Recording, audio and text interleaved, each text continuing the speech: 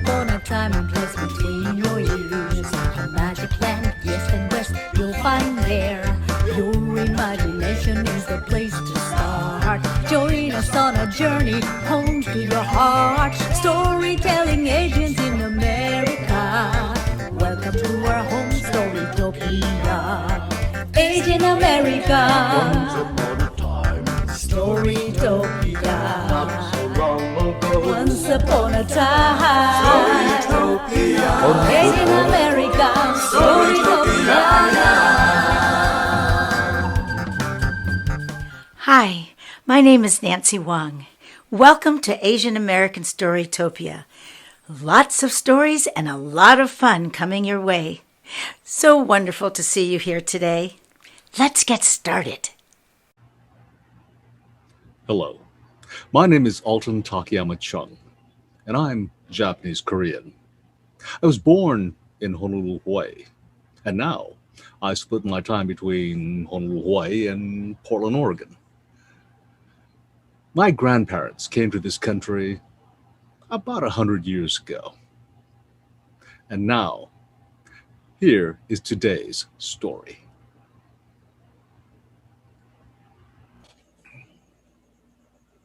This folktale is from Japan, and it's called The Oni and the Rooster. Oni are Japanese ogres. Mukashi aru tokoro ni. Once upon a time in Japan, there was a farmer. He came out of his house early one morning and yawned and he stretched and he looked around and his fields had been trampled. His vegetables had been pulled out of the ground. And everywhere he looked, there were these huge footprints everywhere. He looked up at the mountain next to his fields, and there, at the top of the mountain, he saw an Oni looking down upon him. Hey, Oni, you can't come down and tear up my fields anytime you want. Oh, yeah? I'm an Oni. I do what I want. You can't do everything you want. Oh, yes, I can. Oh, no, you can't. Oh, yes, I can. Oh, no, you can't. Oh, yes, I can. Oh, no, you can't. I bet you can't build a stone staircase from my field to the top of your mountain in one night before my rooster crows 3 times. Well, what do I get if I can? If you can come down and tear up my fields anytime you want. Oh, I like that. But if you can't, it means you got to leave the area forever, never come back. Okay, it's a deal. Well, it just so happened that on this mountain there also lived a good fairy. And she heard this exchange between the farmer and the Oni. And she went, Well, later that day, the farmer went out to his fields to try and repair the damage that the Oni had done.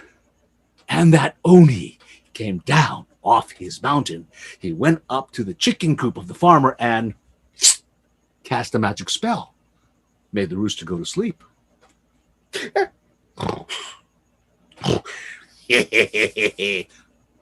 Rooster's asleep. Rooster can't crow. I'm gonna win. Well, that night, that Oni began building that stone staircase. He picked up huge slabs of stone and began slamming them into place. It wasn't even midnight, and he was almost done. He had one last slab of stone to put in place. Not even midnight. I'm going to win. One more stone to go. And then Oni picked up that huge slab of stone, put it upon his shoulder, and began walking up the stone staircase.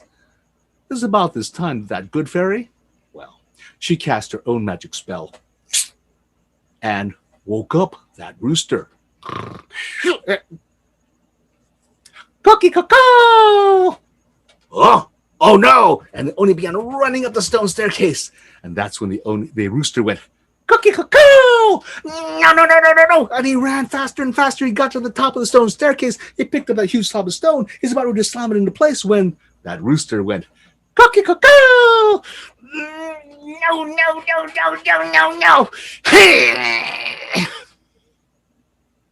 Well, Oni lost. Oni had to keep his word.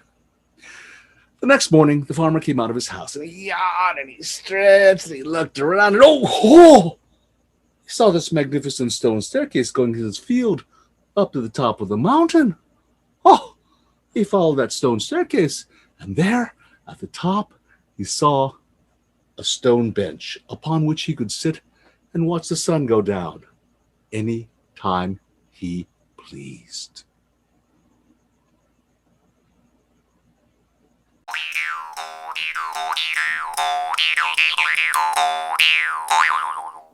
Hello, my name is Robert Kikuchi-Yngojo, storyteller from San Francisco.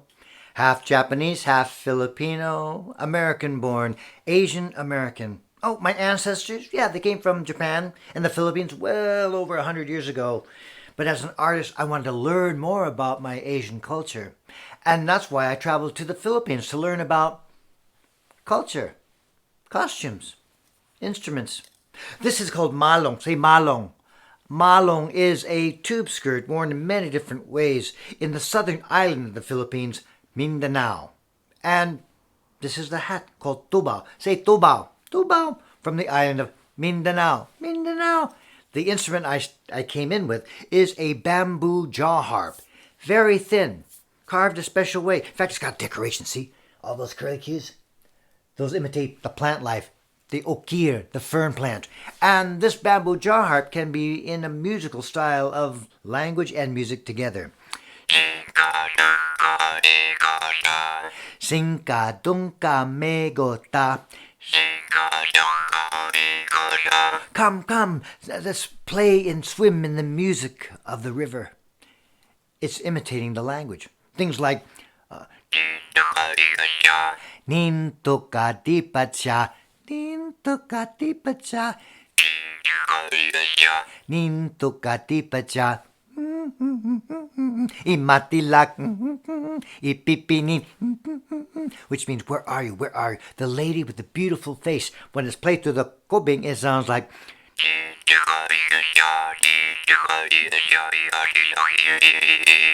There are so many phrases, musical phrases that imitate the language, like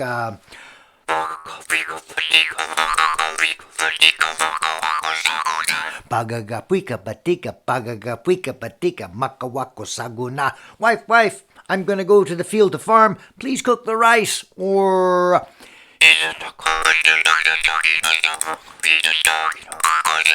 Pizza nako putulok sa tagi na sa magabi na tagi na pangkoseka. Last night while I was sleeping, I dreamt of a beautiful lady.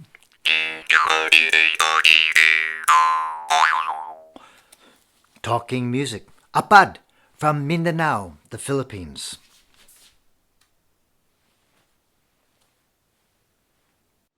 I'm Tobey. I'm Japanese American. In 1916, my grandparents came from Japan all the way to the United States of America to make it their new home. I live in Olympia, Washington. This story is from Indonesia. Indonesia is a country in Southeast Asia and consists of about 17,000 islands, one of them being the Komodo Island. The Komodo Island is famous for its Komodo dragons. These Komodo dragons are actually giant lizards that can grow up to be about 8 feet long. They roam the island eating water buffalo deer and devour monkeys like popcorn. This is a story of a young boy named Malik and his encounter with a Komodo lizard. Zaman dahulu, long ago, on the island of Komodo, Malik and his mother lived up above the hill, which edged on a forest. Every morning they would wake up and go and collect medicinal herbs.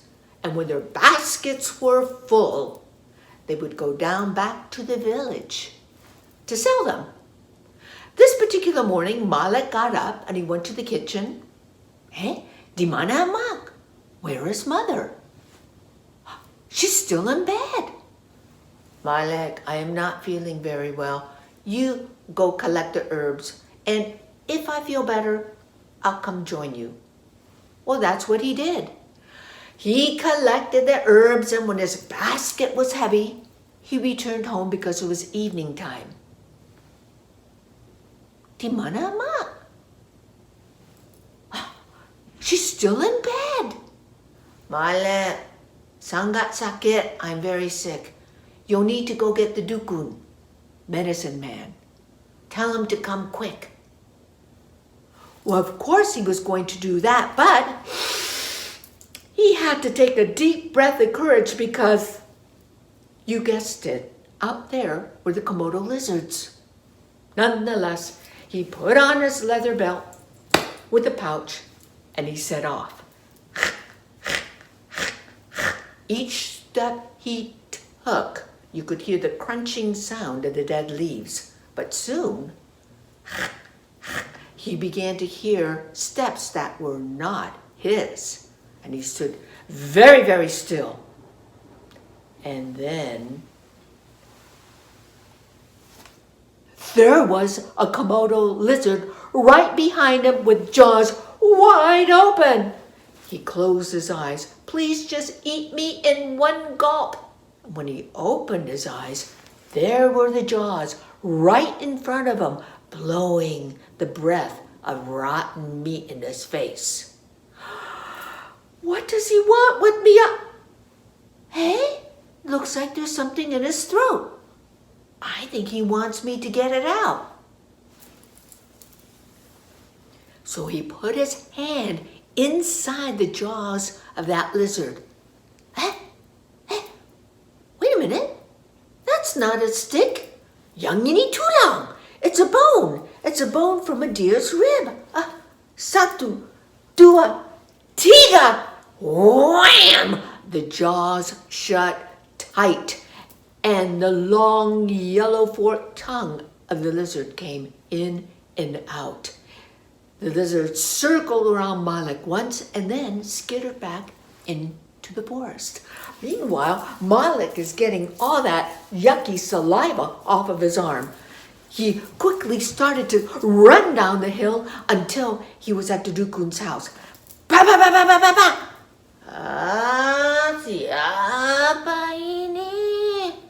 Hey, Malik, masuk. Dukun, you must come quick. My mother is very sick. Malik, saya tidak orang gila. I know what's out there. I'm not a crazy person. But I tell you what, I will make you the medicine. And he got his bowl, put in this herb, that herb, some liquid, and he started to grind away until he was left with this gray ball. And he put it in a banana leaf, folded it up. Malik graciously took it, put it in his pouch, and off he went. Selamat jalan, Malik. Safe journeys to you. Malik went up the hill. He was running across the forest area when he could see all these blinking green lights. But wait a minute. They were not lights. They were eyes of animals. And two especially big green lights. Eyes just followed him home. When he did get home, he quickly prepared the medicine for his mother and made sure she drank every bit of it. The next morning, Emma was out in the kitchen, and Malik excitedly started to tell her about his adventures from the night before. Oh, Mother, and you should have seen thunk! There was a sound just outside of their door. What could that be?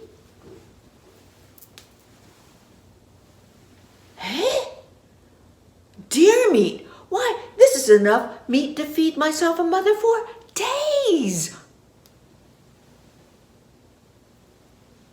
Malik looked out into the distance, into the forest, and there he could see the leaves rustling back and forth, and the long yellow forked tongue of that lizard darting back and forth.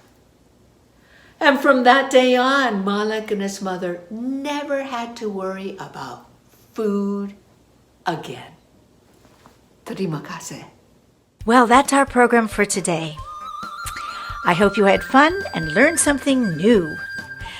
Now, give us a thumbs up on our Asian American Storytopia channel and subscribe. It's free. Well, I hope to see you again at our next Asian American Storytopia program.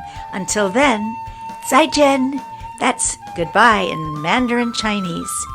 Bye-bye.